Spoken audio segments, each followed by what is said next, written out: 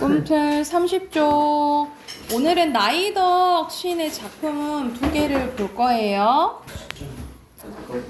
자, 나이덕 시인의 땅끝이라는 이제 작품입니다. 자, 이 땅끝이 의미가 좀 2가지가 나오거든요. 그래서 그걸 이제 유명 있게 보면서 한번 바로 봐볼게.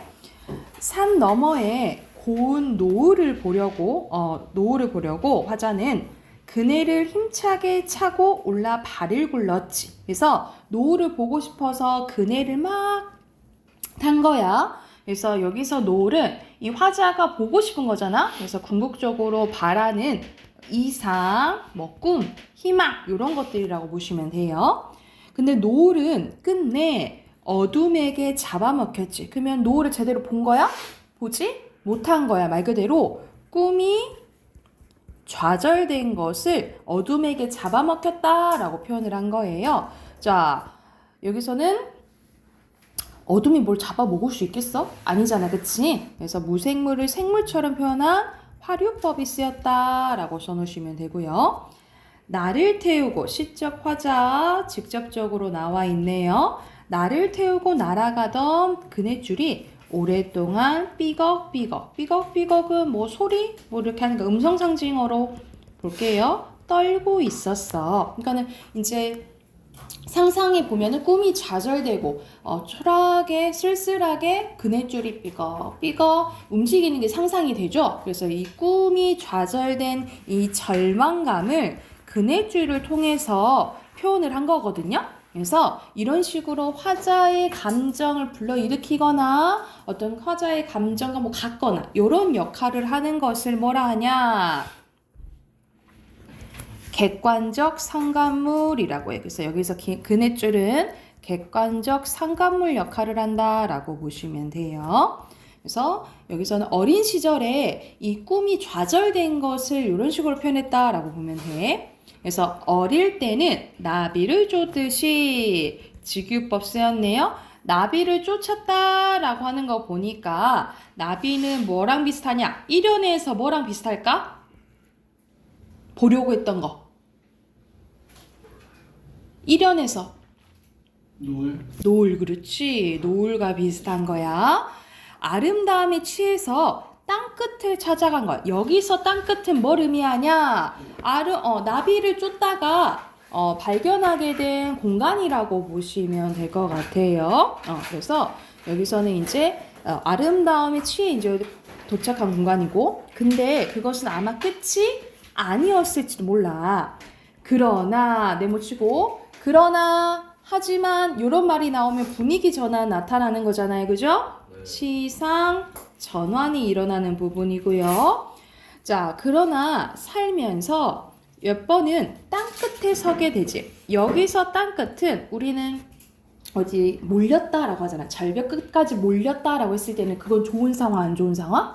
안 좋은 상황, 그치? 이거는 우리가 힘든 절망적인 상황을 의미한다라고 보시면 돼요. 그래서 가랑 나랑은 똑같지는 않아요. 의미가 똑같지는 않은 거야.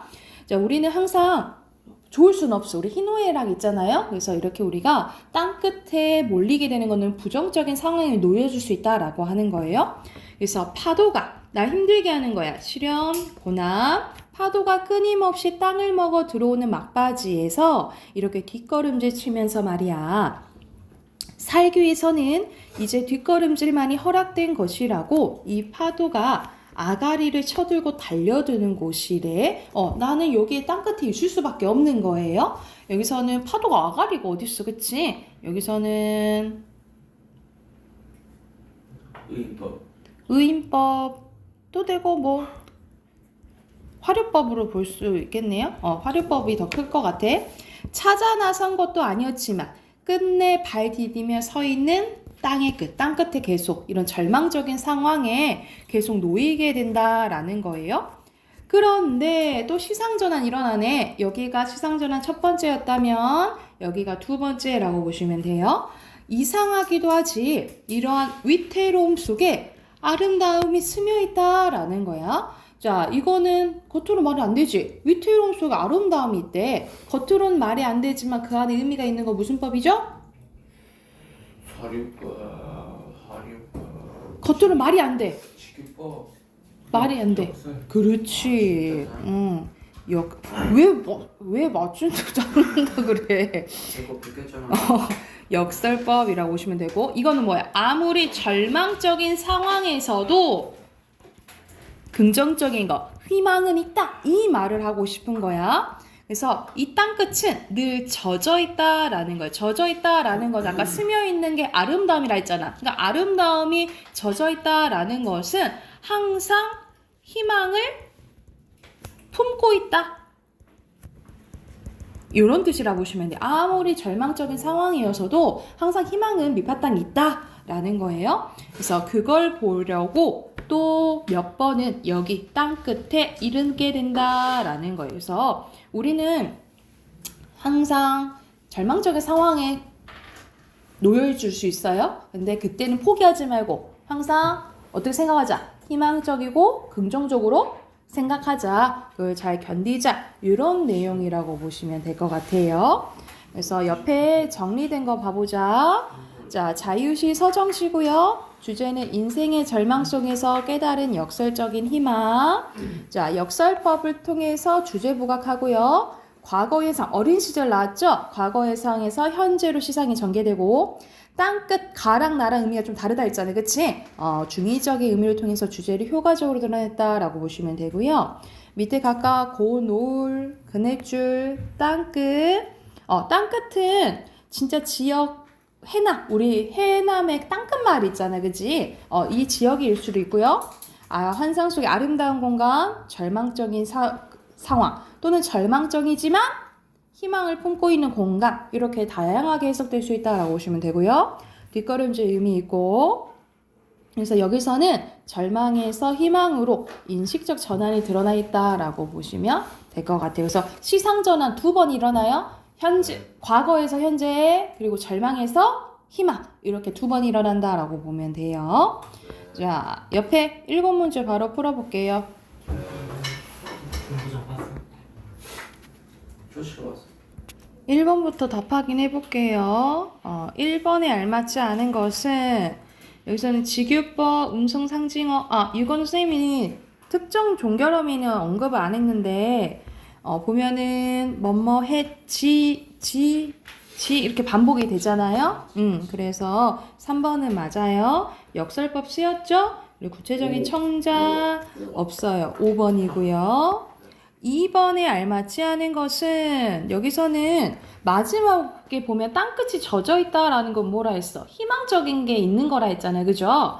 근데 애상감 갖게 되는 거 아니지. 애상은 슬픔을 얘기하는 거예요. 5번이고요. 3번에 가는 아름다움 찾아서 도착한 곳이고 나는 절망적인 상황이라 했잖아. 그지? 그러면 3번이 되겠죠. 4번은 시행 2개를 찾아보래. 역설법이 쓰인 부분. 여러분 여기 쓰시면 돼요. 위태로움 속에 아름다움이 스며 있다는 것이 땅끝은 늘 젖어 있다는 것이. 여기 2부분 쓰시면 돼요. 됐을까요? 그리고 5번 가볼게요. 5번의 기억은 뭐예요? 그네잖아. 그치? 그네에 대한 설명으로 적절한 것은 그네는 왜 탔어? 노를 보려고 꿈과 이상을 이루려고 했던 거잖아. 그치? 2번이고요. 그리고 6번에 알맞지 않은 것은 여러분 선생님 그네줄은 뭘 나타내는 거라 했어? 그 좌절감을 나타내는 거라 했잖아. 그치? 뭐 절망과 희망 뭐 이어주는 거 아니에요? 3번이고요. 7번에는 너무 쉽다. 제목이 뭐예요? 땅끝입니다.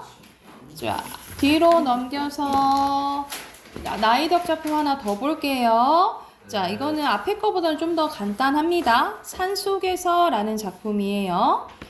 길을 잃어보지 않은 사람은 모르리라. 길을 잃어봤다라는 건 어떤 어려움을 겪은 걸 얘기하잖아요.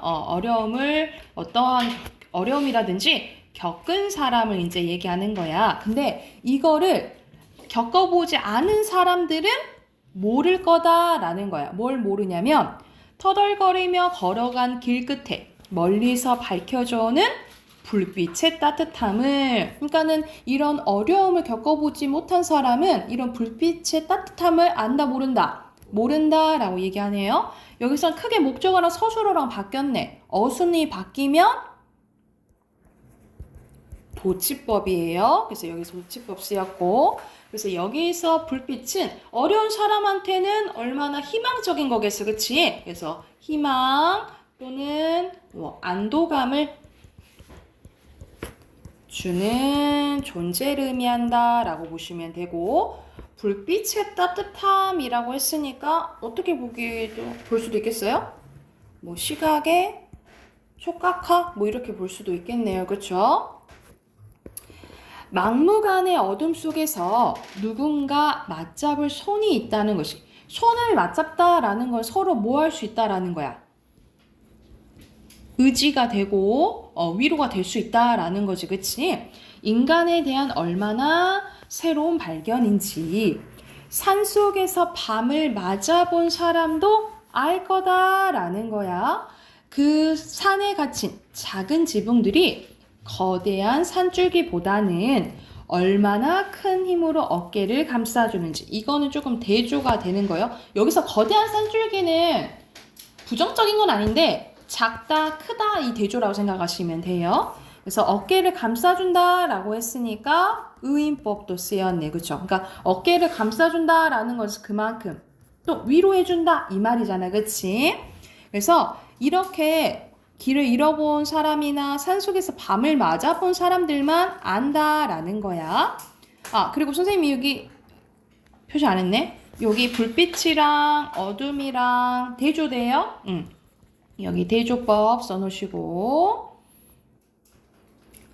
마지막 먼 곳의 불빛은 나그네를 쉬게 하는 것이 아니라, 우리 쉬게 한다라는 것은 일시적인 거야.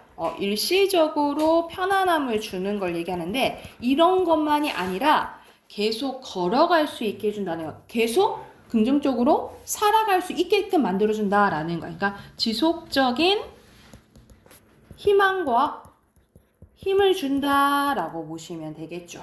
그래서 우리가 일상적으로 조금 어려움을 겪어본 사람들이 그 어떤 것에, 긍정적인 것에 소중함을 알고 그 따뜻함을 알게 된다. 우리도 이렇게 살자라는 내용이라고 보시면 돼요. 그리고 구조적으로는 이렇게랑 이렇게가 조금 반복된다라고 보시면 될 것 같아요. 똑같이 이제 도치법 쓰였죠. 자, 주제는요, 어려움에 처한 이들에게 희망을 줄 수 있는 따뜻한 힘에 대한 성찰이고요. 특징 첫 번째, 일상의 경험을 통해서 얻은 깨달음을 바탕으로 주제의식을 구현했고, 어둠과 불빛, 작은 지붕과 거대한 산줄기가 대비된다, 대조된다라고 생각하시면 되겠죠. 밑에는 선생님이 4면이랑 비슷하고 2사연이랑 비슷해요. 그래서 1, 2연, 3사연 이게 반복된 거라 생각하시면 되고요. 각각 불빛과 어둠과 나그네의 의미 나와 있는데, 화자의 태도는 불빛과 어둠이라는 대조적 의미의 시어를 통해서 화자는 우리가 불빛과 같은 존재가 되기를 소망하는 거예요. 말 그대로 누군가에게 위로가 되고 의지가 될 수 있는 존재가 되어라, 이 내용이라고 보시면 되고, 밑에는 안도연의 연탄 한 장과 비교되어 있는데, 안도연의 연탄 한 장, 우리가 연탄은 불로 자기를 태우면서 남을 따뜻하게 해주는 거잖아요, 그치? 그래서 다른 사람을 위한 희생, 이런 것들을 의미한다라고 보시면 돼요. 그래서 여기서 연탄 함부로 차지 마라, 너는 누군가를 위해서 뜨거웠던 적이 있느냐, 이 이제 유명한 시 구절이에요. 그래서 유사점은 화자 자신의 삶에 대한 성찰이 나타나고요. 산속에서는 화자의 직접 경험을 통해서 어려운 처지에 있는 사람들의 힘이 될 수 있는 삶의 자세에 대해서 얘기를 했다면, 연탄 한 장은 연탄의 속성을 인간의 삶에 빗대서 바람직한 삶에 대해서 얘기했다라고 보시면 돼요. 그래서 공통점은 우리 삶에 대한 성찰, 이렇게 살자, 이 내용이라고 생각하시면 돼요. 옆에 6문제 있네요. 또 바로 풀어봅시다.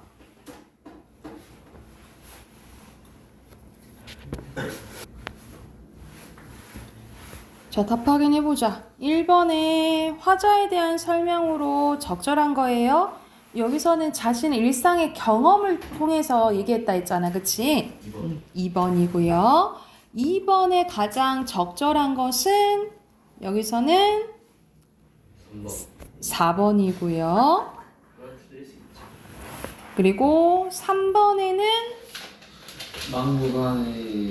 네? 이연인데? 이연이 뭐죠? 이연에 도움을 받을 수 있는 거는, 의지될 수 있는 거는 누군가 맞잡을 손. 이렇게 쓰시면 3어절이죠. 그리고 4번에 알맞지 않은 것은 3번. 그치 3번이죠. 작은 지붕이 모여서 거대한 산줄기가 되는 거는 아니지, 그치? 이 거대한 산줄기보다 작은 지붕이 위로가 된다 했잖아요. 그리고 5번에 적절한 것이 이거는 1번과 같은 맥락이다, 그치? 몇 번이에요? 1번 문제랑 같은 맥락이라니까? 자신의 경험. 자, 1번이잖아. 1번이죠. 그리고 6번에는 도치법 쓰였죠, 그쵸? 그러면 2번입니다. 자, 문법 꺼내세요. 어저께 이어서 진도 나갈게요. 216쪽입니다.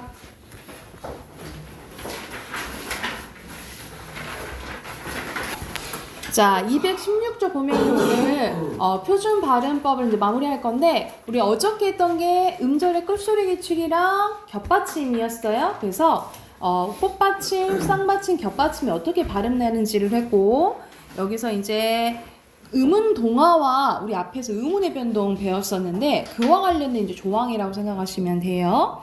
자, 먼저 17항입니다. 받침 디귿티읕이 조사나 전미사의 모음 이와 결합할 때는 지읒치읒으로 바뀌어서 음절 첫 소리로 옮겨 발음됩니다. 이건 말 그대로 그냥 연음된다 이 말이야. 그래서 굳이, 받치, 땀바지, 벼루치 이거 국외음화 현상 얘기하는 거예요. 그래서 이 국외음화 현상과 관련된 조항이고요.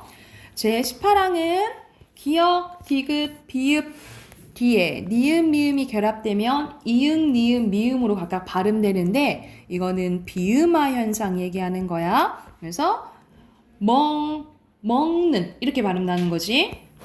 그리고 여기서는 탈락 일어나고 비음화 일어나는 거예요. 이런 식으로 기역, 디귿, 비읍 뒤에 니은, 미음이 왔을 때 각각 기역이 기역결 이응, 디귿결이 니은, 그리고 미음으로 발음된 현상을 비음화라고 합니다. 자, 19항입니다. 미음, 이응 뒤에 빈칸 연결이에요. 연결되는 리을은 니은으로 발음된대요. 이건 무슨 현상이냐면 옆에다 써놓으세요. 리을의 비음화 현상이에요. 선생님이 이 리을이 웃긴 놈이라고 했어. 얘가 니은, 리을 이외에 선생님 잘못 썼다.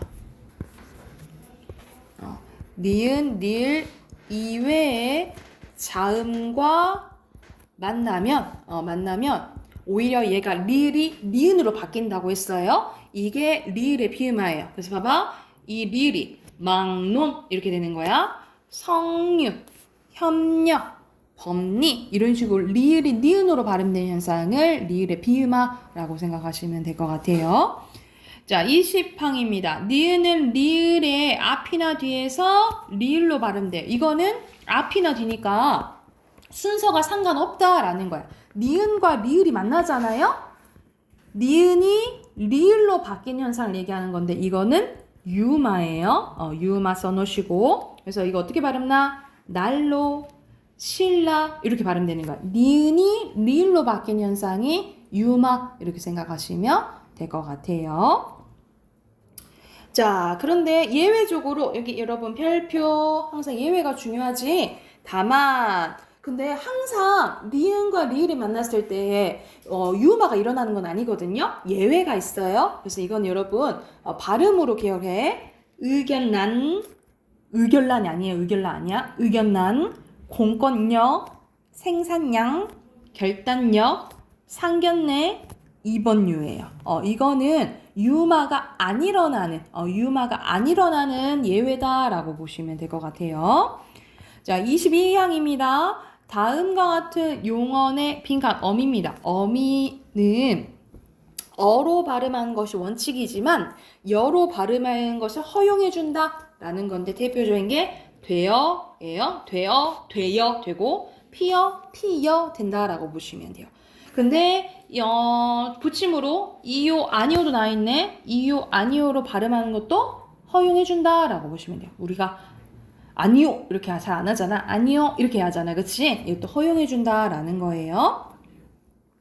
자, 옆부 넘겨서 217쪽 가볼게요. 217쪽은 경음화에 대한 건데 경음화는 여러분 같은 말로 우리 된소리대기 있죠? 된소리대기 얘기하고 우리 이거 된소리대기 조건이 5가지 있는데 그거 외웠어. 그거에 대한 또 정리예요. 받침, 기역, 디귿, 비읍 뒤에 기역, 디귿, 비읍은 파열음이거든요. 요거 뒤에 선생님 이거는 바다사자가 이게 된소리가 난다 했어요. 그래서 대표적으로 국밥 봐보면 국밥 이렇게 되잖아. 그치? 국밥 이게 된소리가 나는 거야. 이런 식으로 기역, 디귿, 비읍 뒤에 바다사자가 이게 된소리가 난다 했고요.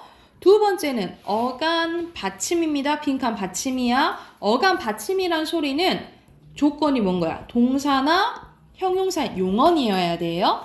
이 니은 미음 뒤에 가다사자가 된소리가 나는 거야. 그래서 봐봐. 신고 된소리 나는 거예요.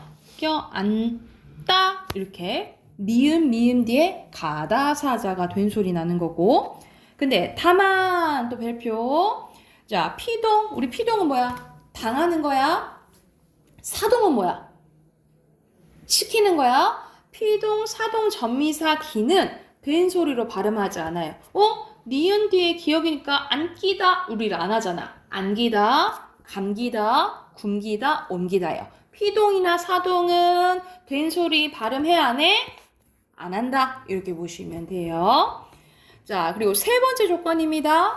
어간 받침. 이것도 용언이겠죠? 리을, 비읍, 리을, 티읕 뒤에 결합되는 어미의 빈칸 첫 소리입니다. 첫 소리 가다 사자 이게 된소리가 나요. 다시 리을 비읍 리을 티읕 뒤에 가다 사자 이게 된소리가 난다라고 보시면 되고요. 그래서 넓게 핥다 이렇게 되는 거야.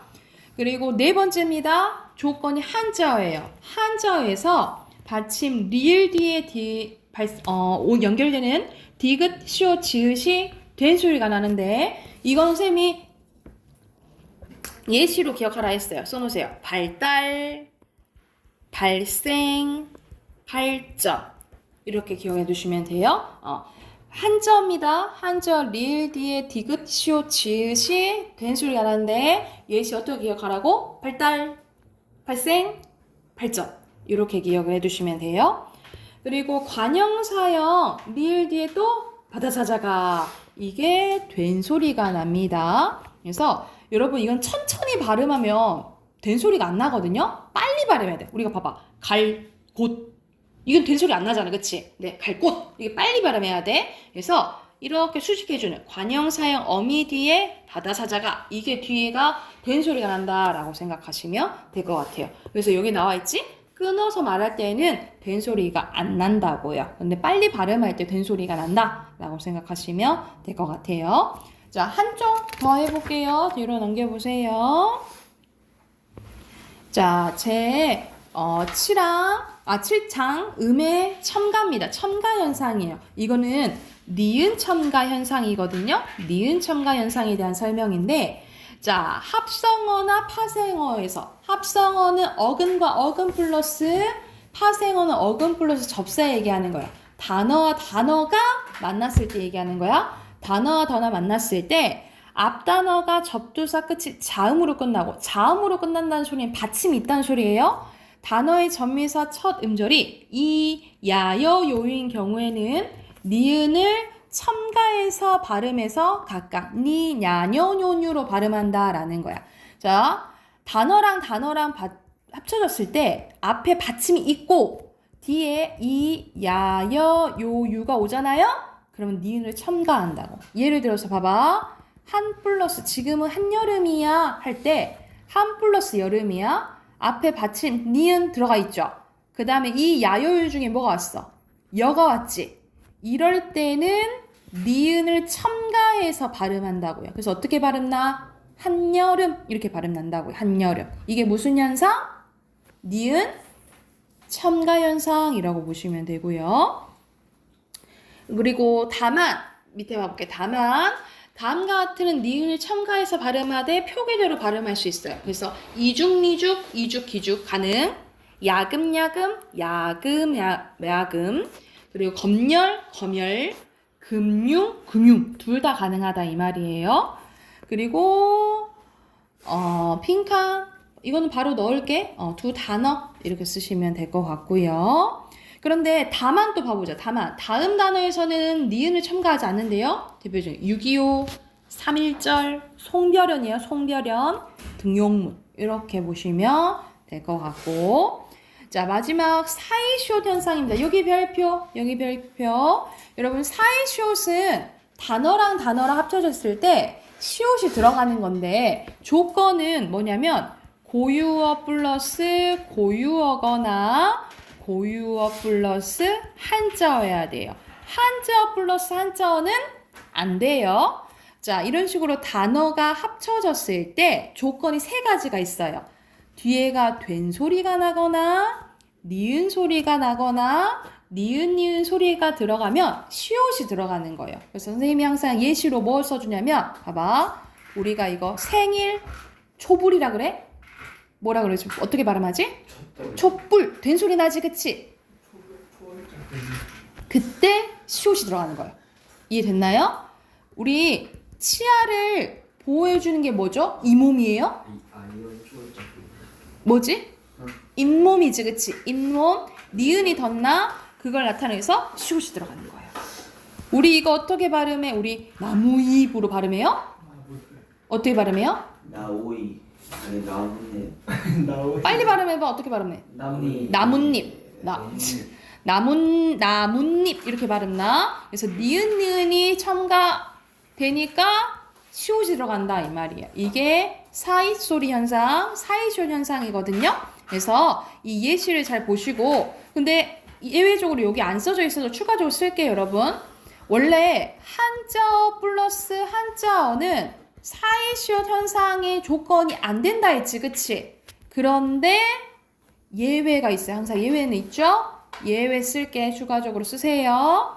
자, 6개가 있어. 이건 외우셔야 돼요. 숫자, 횟수,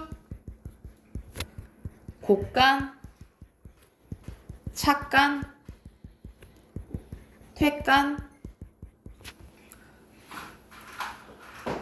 셋방.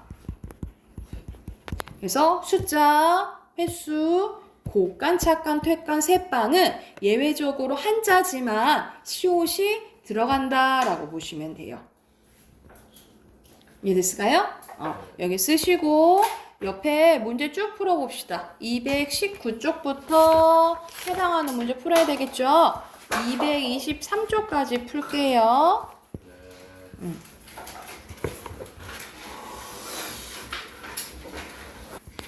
숙제 223쪽까지 이거 숙제로 해오시고 단어 외워오시고 방학 잘 보내세요.